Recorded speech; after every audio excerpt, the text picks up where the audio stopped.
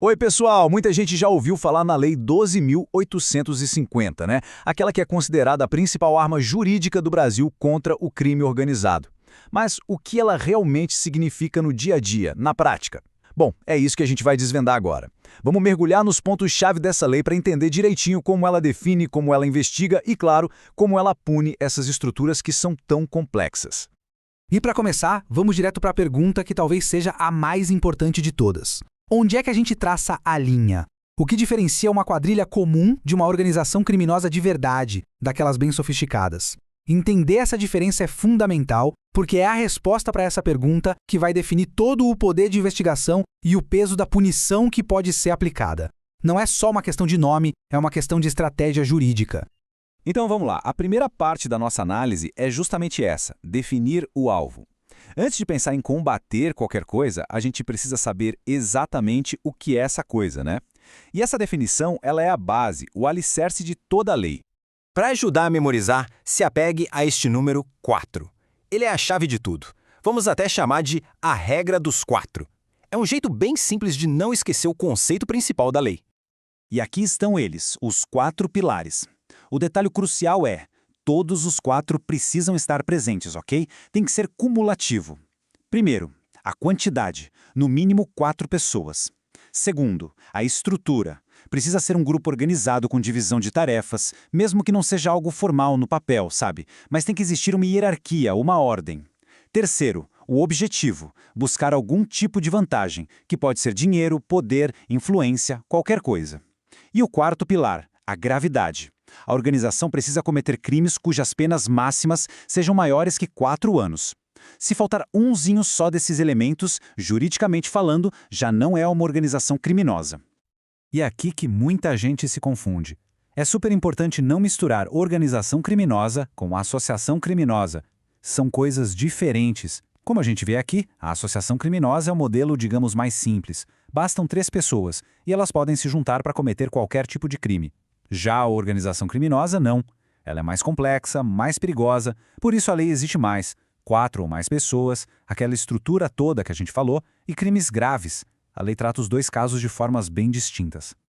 Bom, se o alvo já está bem definido, a próxima pergunta é: como é que o Estado investiga esse alvo?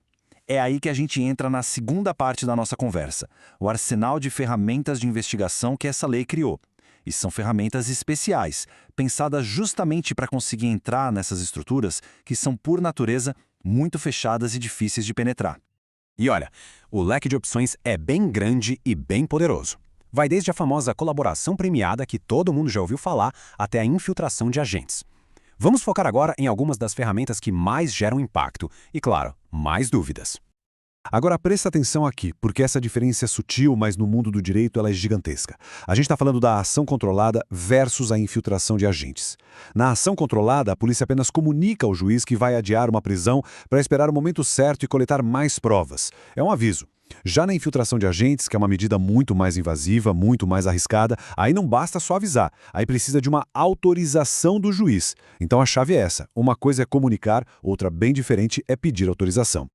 A colaboração premiada, que a gente também conhece como delação, nada mais é do que uma espécie de justiça negociada. Basicamente, um membro do grupo resolve cooperar com a investigação. Ele confessa o que fez e entrega informações que realmente ajudem a desvendar o esquema. Em troca dessa ajuda, ele pode receber benefícios que vão desde uma redução na pena até, em alguns casos, o perdão da justiça. E aqui está, talvez, a regra de ouro da colaboração premiada. Isso é muito importante. A palavra de um delator, sozinha, não pode condenar ninguém. Ponto. A delação é um ponto de partida, um caminho para se chegar na prova, mas ela não é a prova final. Tudo, absolutamente tudo que o colaborador disser precisa ser checado e confirmado por outras evidências. É uma proteção, uma salvaguarda fundamental do sistema. Para dar mais agilidade às investigações, a lei dá uma forcinha. O delegado ou o promotor podem pedir dados cadastrais básicos, tipo nome, endereço, filiação, direto para as empresas de telefonia, por exemplo, sem precisar de uma ordem do juiz. Mas atenção ao limite, isso vale para dados cadastrais. Não inclui o conteúdo das conversas, nem extrato bancário, nada disso. Para acessar informações que são protegidas por sigilo, aí sim a autorização de um juiz continua sendo indispensável. Certo.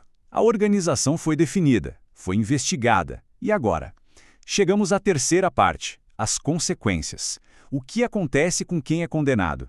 As penas aqui são bem duras e foram pensadas não só para punir, mas para realmente desestruturar o grupo.